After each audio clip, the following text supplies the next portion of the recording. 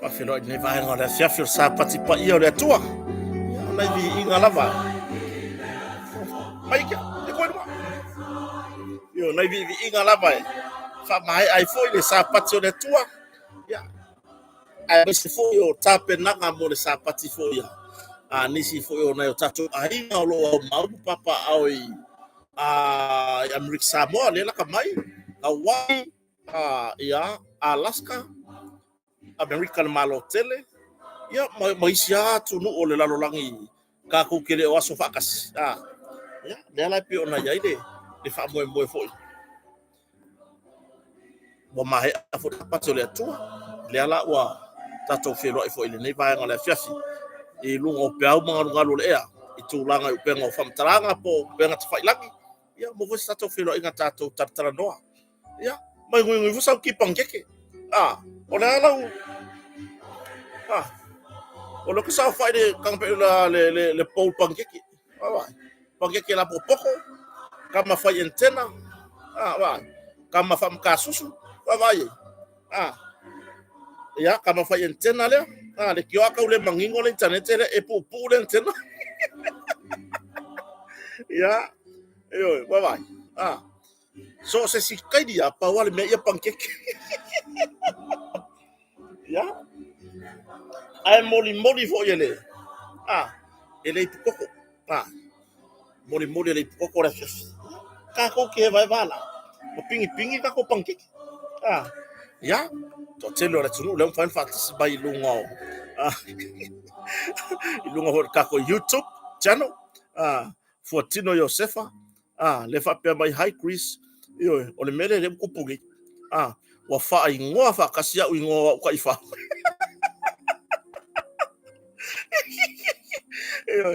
On si sole. Ayo le ngalo ka ngalo ingoa. Le la o fa mai high Chris fa o Chris. O le ingoa ma ko ka ifa ya so ya. La ga Chris fa ya moon, Chris moon, Pinko moon. Ye le sa faina. Ya. The boss, le pesa de fakasa. Ya pea o tanu nga manono le ya o missionary sua, ma lo se fo manuia o sililo, pa pion fata simbai, ya o Chris, le la fakasa ka kasa ngo ya Chris Charles. O mani Salmani, ma lo se fo manuia, ya ba totelo samu afa masanga, so fo manuia. Lama futa mai wedi tone. Le lunga tato YouTube channel o Francis Tolpai. Ma lo o tupu Pauli. Ma lo se fo manuia. Ka ko aku lunga Facebook. Ya, lele wotu mai ya Filipoto ese. O Sanga Fruen Marie Farisa Fou la ulu. O la vele alu da matalima to afa Alfred Robert muri anga tele. E Petelo Fia Popo, Owen Tangaloa, Junior Savatnaya, Fai Sua, Famone Lava, o Mau Hunt, ele o Chris, o Chris yo ringo se ba ai le fainga. Pe Chris pe Pinko, pa wale meia ko lo po le karango. Kisa sol fai Agnes Malai, lu da ko lunga, o Rob Lee, ma lo se fo manuia Erika Maoe, o Nimo wana Keilini, hine moa le atawa ya feta lepen, o Rosa,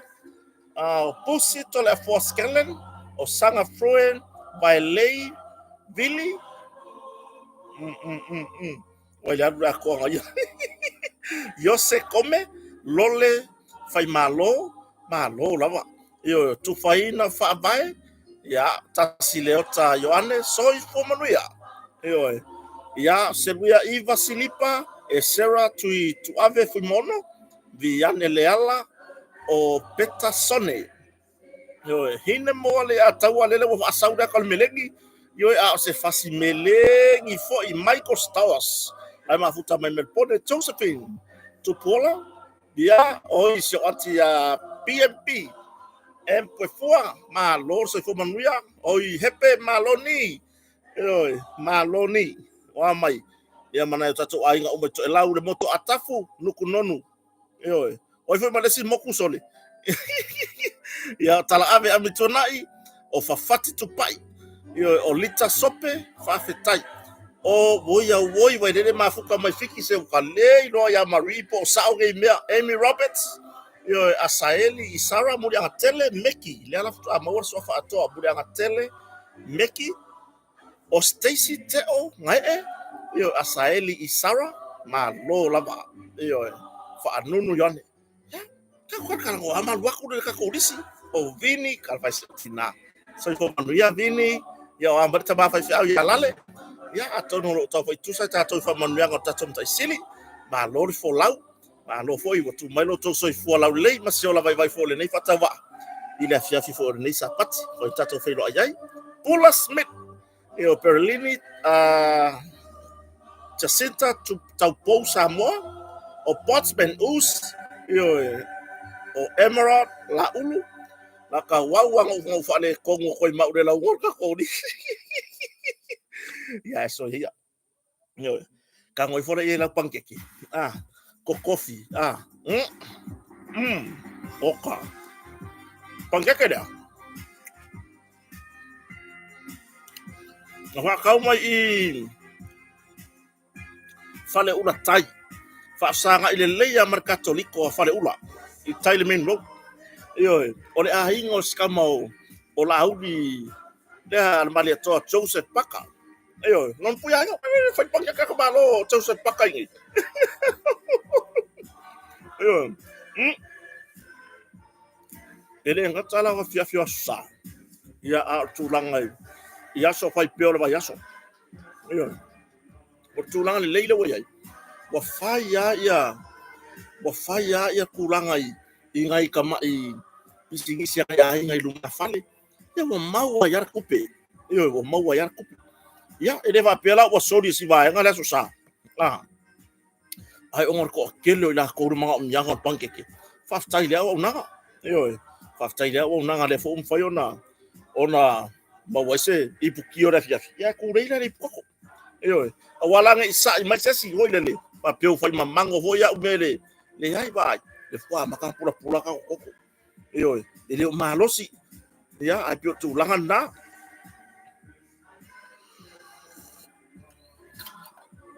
mu wa ya de koko le yo ya ai wo tato fe lo fo le ba ngala pia ile lo fo mala ngala le tato mtaisi ya mai fa ngato na il mana leila o anga leila sa o fa ngala leila ya mai o se tu langa fo ye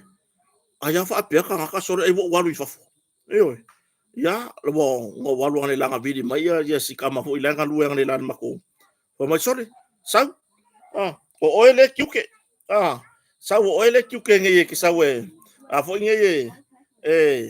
so soangi ka ko kiuke ya o tu langa ngala so sa o le so sa ya o le kulanga ile fela wa inga o ngayo ka ku ainga iloku ile o le loku marku o loku yo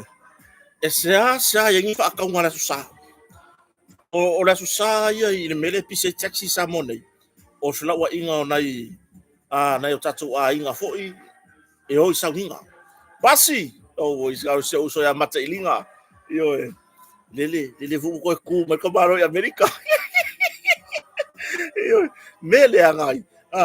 o mai ngai so le mai so nga fai mako au kwai le ma au mama naturally la nyu sam nga ola ya eva mai sa vai o mai ko o le vale le ano ke fa karia malo fa fetai foi le lango se tato au kiti mai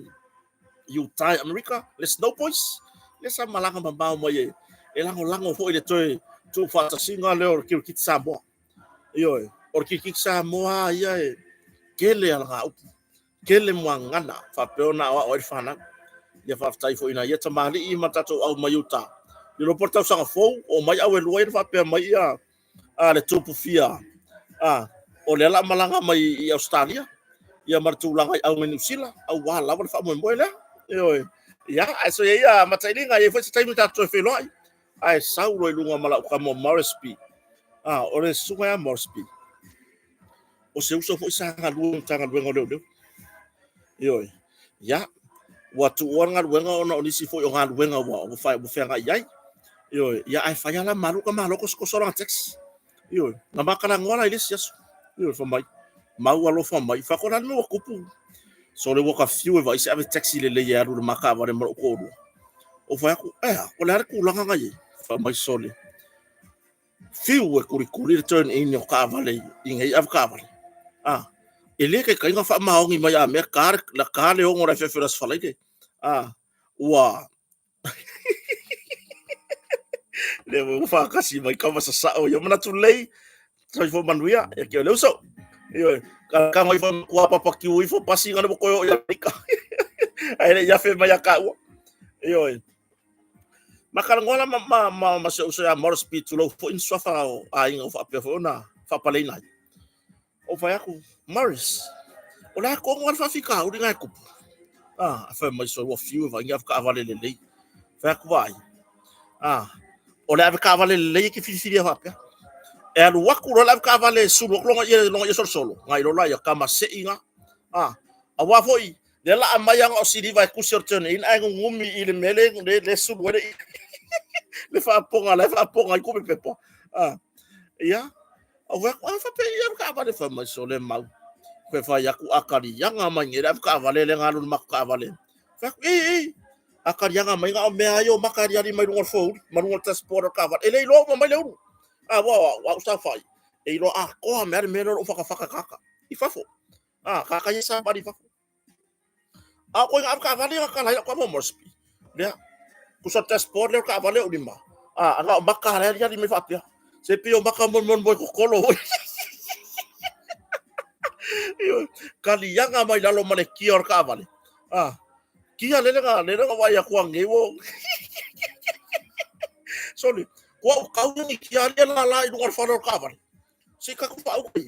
Yo, ai fio ku return. O me nga le o fo. Kali yanga mai lalo. O sa kral pasa sai ko. De pasa se o sai ko. Usa o sa ku pasa se pe ala sa fa ilo ka uru ngor fo ai ko. Yanga ka vale. Yo, sorry se ko walo ro fo. Yo. Ko ke o me mako fengi nga. Wale va mako kaka fengi mai malawori o maraspi. Yo, wale va mako kaka fengi mai malawori nga. Ai le mawa ya la mako. Ai ka fefera le kaimingi. Wa makwa I mawa le o ko e ko owner kaimingi na owner nga mako ngalu vakas. Yo, mana tu leila fatalo fatu ya le uso ya matairinga. Yo. O kulangan nga. Se ka kwaro lo fa. Yo. Si le ai se vai pangor nga nga fa ve taxi o kire sa wa o kire la mai fa mo mo o se nga nga e ka ka vai mo la nga nga la kala mo ya la kala mo ya la nga ka ka mo ko iba ai mo la nga taxi ai ai pesinisi nga maka mai taxi le la ka wa ku ke ko ai pesinisi pisingis ke kele ya mo sa mo nga maka mai la taxi. Yo, maka fai na ko taxi. O ko lol me linga fai ngor fa wingu le ar kampangi aliki ir taxi. O ngore nga maka mai taxi la inga le wariki. Me ko nga le linga fai ngor la ko fa wingu or taxi. O ngore nga maka mai la ko pisingisi maka mai nga la ko u kamba wa nga maka mai taxi. Ya, la fionga foi arupe matasila. Ele ta fai lo foi le tamari. Iyo, ile tulanga I taxi al motonga sa yai. Pe valu ya pe se fulu taxi ya nga o yai arupe matasila. Iyo. O de winga la kale fa ya. Nga maka mai nga na fa puku kulanga se lengi. Nga ma fa lo la ya le fa solo inicio ati na inicio. Buka ko ina la wa. Bole o ko kele o ko vai se taxi pe o ko fi fa taxi la wariki. Mure ko fi fa taxi. O ngora nga le nga ka penga ya kupenga mo mai business. Ya, ba ole la bo fa mo fa taxi kele. Se mo fa le pia, fa o ke kele, kampangi la papa o me ya fa penga foi la le fionga ele fa pela o fa tu sa foi le inisi fo tamari longo le tunu I metal business. Ya lang kulang avoy nga fa taxi rupe matasila. Masyon ainga. Yo, inga ua vai aku foi wa fai wa mafo fawe e ngalue ina se sipisi nisi ese mai me ilo e yai foi nai a hinga ho martani nei bo kai se furu lua taxi io e fa felo e try for iso tabaya po se uso fo ya tau iri sako io le maka ukia fo tam fainga manga o taxi sia fo I tamari feo yai le malanga mai sa mo fia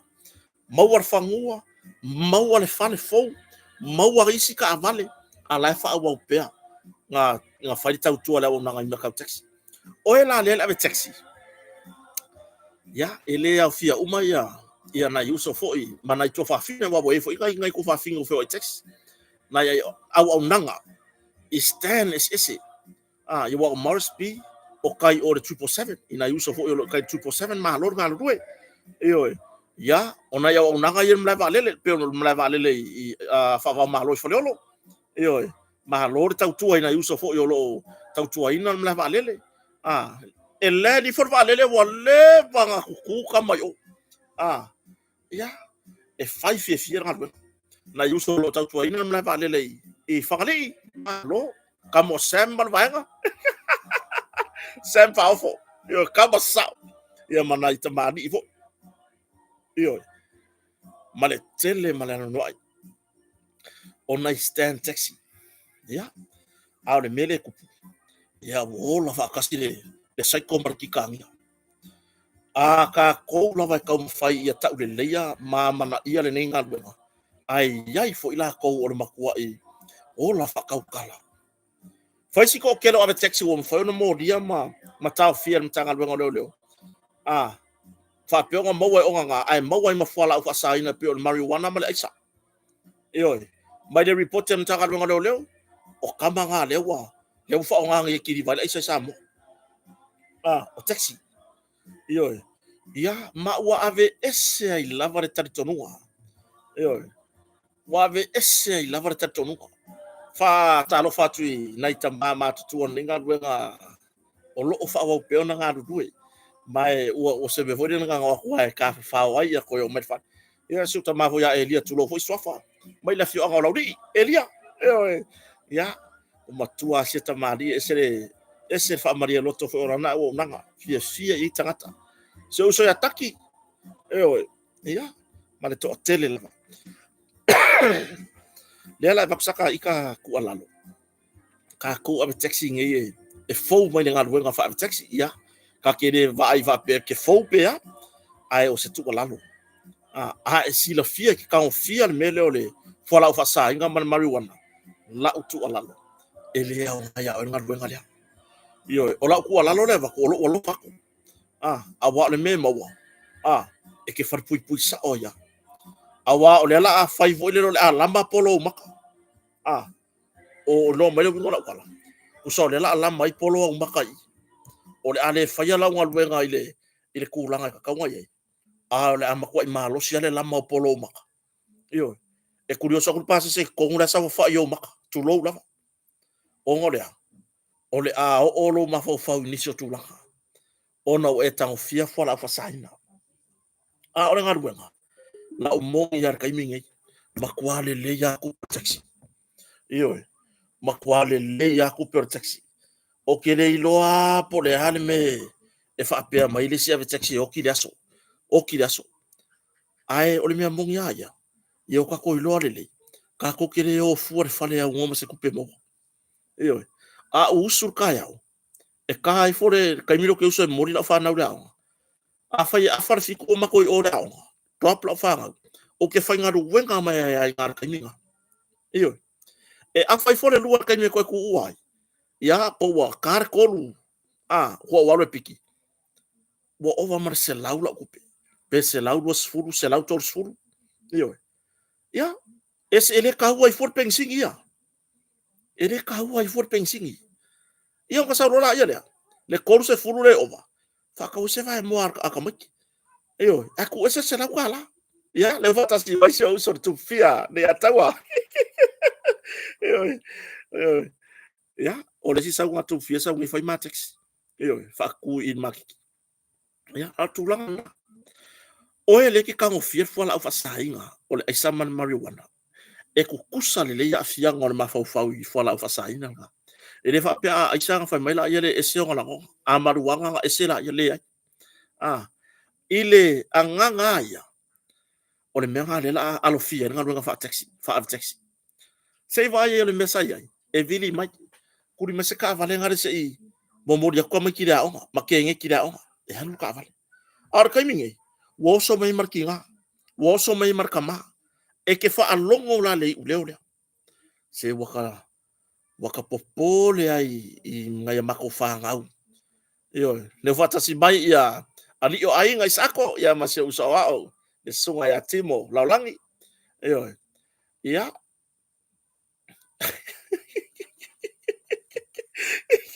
yo mai la e kaka nge fuaki ngo ma fuari bebes ya se uma tusi aku fo e vok so mari nga ya le sale le wasai mai le sale ngor kako ya le vo atasi mai so to fine ya pali Marilyn so fo manuia laina tu ya se tasi fo pa anga longa mo levo fo tato proclam fa ola se kala I kulanga I taxi onga le fa kupula ya o ke roko fo yo ke fenga nga leila o mo wanga I poki fo I mai fo ya inicio pasese ile tulanga fo ile u fa pole ina le mamalo le atunu ono tulanga I au nga taxi o sala nga popole la ku yo o hai ane popole ole o ku le ai sai taxi o hai ane popole ole o faide uranga isa uranga maruanga I taxi yo nga wa ku rola ia yo fainga luenga tau tua o wa ku rola ia faulo maka o me mo mo fau yo mar kilo solo maka yo I sio tidaya Emma Springer lewa fatasi mai sai fo manuia yo ia masunga ya Patrick Lutene yo Rowena Tanvasa to fama ba o pa ma lo sai fo manuia ya o tulanga na wale ai se fato tuanga o nai matua ai masa nai matua fo ile ftua a matal tau iva e vidi mo mo ko taxi e mo mo ya ai masa la po ngai fanga wa o ngai korisi marunga university saudo taxi mo mo dia ku ya se fanga u nga mo mo fa mai ala so wa finga lunga le university ile valia ua makua I fa popoleina lava matua ai ka uia e lo sei kulenga o sei kule le masalo afo yo la so ka uso al masalo o sei kule le popole o ki markama e le ka ka fo ko kula fo ia fa na yo ki fa pe wa me wo fa le hanga nga le ai onga o le mele mo kupungi ua milo fa akasi kanga ka le ma kanga ka le ya maka ukia a fai o le ua longo tala nai matua o wa ku le taxi ia ku langa I fala fa sa inga mo me fa pe o ai la le makua la le popole ai make se la va le vama ma fana utene o ai le makua o le le popole o tu langa foi la le I lau au nanga foi mala tau tu tele fa pe o mo pe o kuli le ama ko uli o nga vai ai mo to tele le mamalo le tonu so tai mai ia kasi la kwa vale ele ma fa ngo avengi taxi se luar kai me kasi ele ma fa ngo avengi in taxi se luar kai me kasi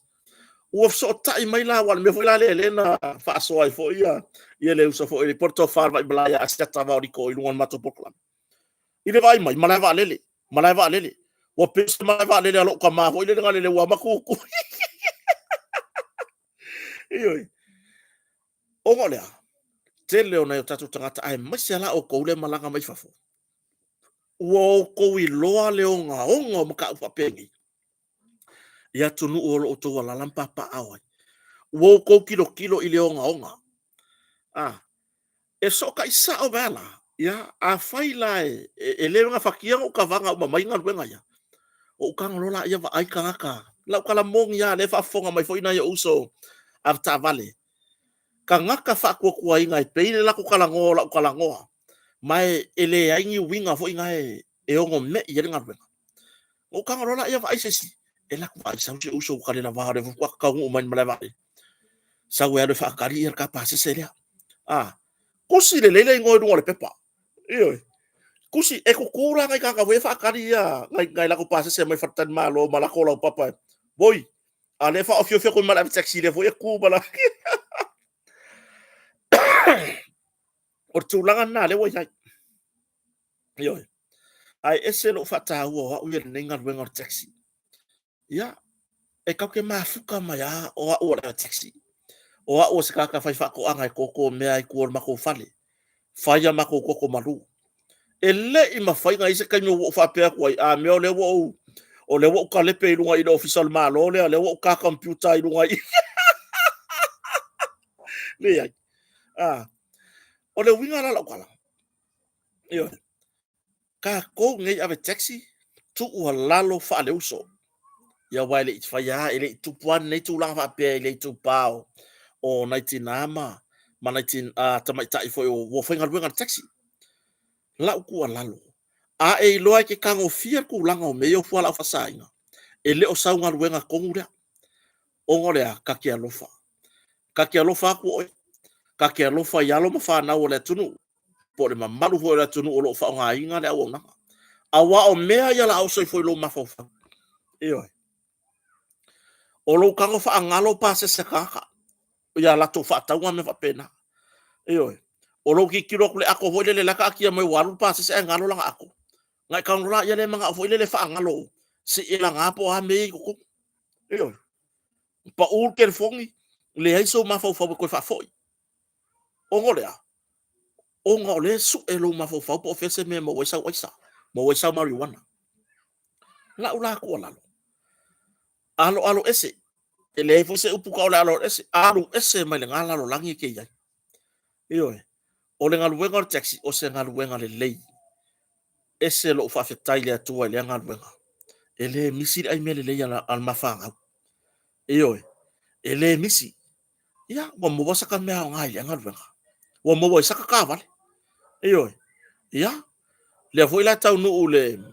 na tu tau no le so sfuru vol masina nei le sita vale ya o le awa ko suya ingol va ya le ka ngu ngel masinga fo o ke to para sofa le sika vale o ngole o le fa ma o ngai meiki le wa maka nga mai le ku ngai me va ye e wi le ka o ngi mekele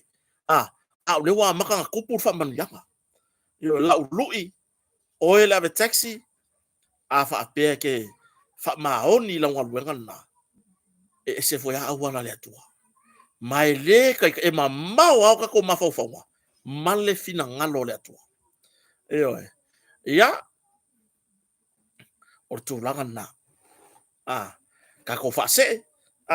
wa fai la wada wina atu ne tar no anga ma nei foi e vanga ile ne fiafi ono le lang sua se tato fa lo le ata mai sto ya o kilani ni sila ya o le tato business o le Pacific Finance Center o lo ya sini Australia ya o le amfaiona tala atili na o nanga o le a maua se avanoa i se taimi le vai aso le nei de la amata al vaso ataya male a fionga le lipule o le motonga mate fa so ai ma fa mama lama tiri mai le tulanga ile au nanga fa fatasi le male tato Pacific Finance Center ya por tato fa tonu foi o tato au nanga le ya tu pola fa le atua i se aso le vaso nei na fa ona wili ili mai ai tulanga o le fa mo moile tulanga na le fo tu mata o se fo tamali ya tu pola e lango tato proclame ya male autu le motonga le olo fatasi mai nei taimi ya le fionga fo ya le matasila va ya ma se tasi fo yo tamali tu lopa mai Australia lo fa pion fatasi mai tato ofisa i matapo yer tato proclame ya ma futa mai fo tato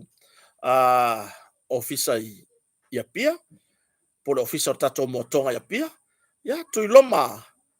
mai Queensland Australia lo fa peona mafuta mai inu le koko ma le fionga matsila i le tato ofisa ya pia yo ya o tu langa na au nanga i masini o loli au nanga i mo me afale i so si tu a inga si kai ke maka o yai au nanga yo i tu langa i vai fale natura ia o le vai so nei le la fa pe na ia le fala au so tina fo ile ave America Samoa le wo mona so ta mai ia tato a inga fo mo tonga le wo mo le tato fala au le meta ia ai a mai lo ma le tala fa vau ile tau ba fainga fo le tato manu luas furfitu ya pani fast food ba le iwa pe o ko tia ma tato suiso upu ya mata elinga pasi ya tu langan ya la ele mela ma fai pe fo ile mo fai ko fa ka lo yo a wa fa pe ma fai ko ka lo ya nga o fanga awa me ka pe lungo po wa fo ngale lungo fanga awa ngo fo pa wol pol ya mo sai la fo sta mo fai nga wo ya lo mo fa na o so tato tunu bi ya le tua yo ya pe fai ina pe malo ya o la ta ure ngo Samoa yo bai ma pe fai inga ka ure ngo la wori la sa fai de yungi la ka pila e fa ma fai fo de yungi la ka pila ko yo a tu la na wong fai na watu ta noanga ona lang mena tato business e pe ona yai le ata mai store o le Pacific Finance Center Australia ya matato lang au tu ole motonga pe ona yai ya ona vaenga tato tata noai ile por kalame le sa faia ale sunga fo ya pulotu ma fatala noa mai ai fo ia le ile o Andrew Mowat o kere maka ni pokalame o sa upisi sa faya wa luenga ai betai ina ua tusi mai ni so re atu no uma fa ilo mari tu langa le sa o wano ino pokalame fa uma sa faya si o kere fa ngo ya ai sa faya so wofo o kere fa ngo i la fonga yang faya ale ilo ankelu ya la pokalame pulotu ai o fa iso wofo waka ko fa uka foi na ia le se la ala le base nga fa ya ku ya ki oko ia ma foi melang for la or kai mak fe kau nga ka fasia wa makwa ile ba ngo ka fe kau ia ba ba ia le ba ku dai pupang ke kere mak fe kau ia iyo o le me fa ina kwala o fe sa ia le kai mire sa ia sa mo ba nga umal pokala me o sa o be la mo ni ma we sunga ya pulotu nga umal pokalame o ilo ko maka pokalame lo vi sa o le pulotu fa ko pulotu o le ale au nga kongo mar fa mo nga la nga o le boka la ngai ya sa fa maria mayama o silo ye fa ko pulotu o fe o ye la ka ma le o Andrew ma wo mo fa puloku o fa ko o manga kusi mayo nga ainga maka ka ka le swa fa mo yo ele o ko awo ko fa kasi nga inga swa fa la ko ainga il ka kana iyo o le ala bela e ferwa i fu o la mala ya ai ke fa mai puloko o la wo ya skadia o va pe wo o ka makwa i le va ga inga sa mo ai le sa ma ke fe lo iyo makwa i le va ga inga sa mo ai fu ngala fi la fi solo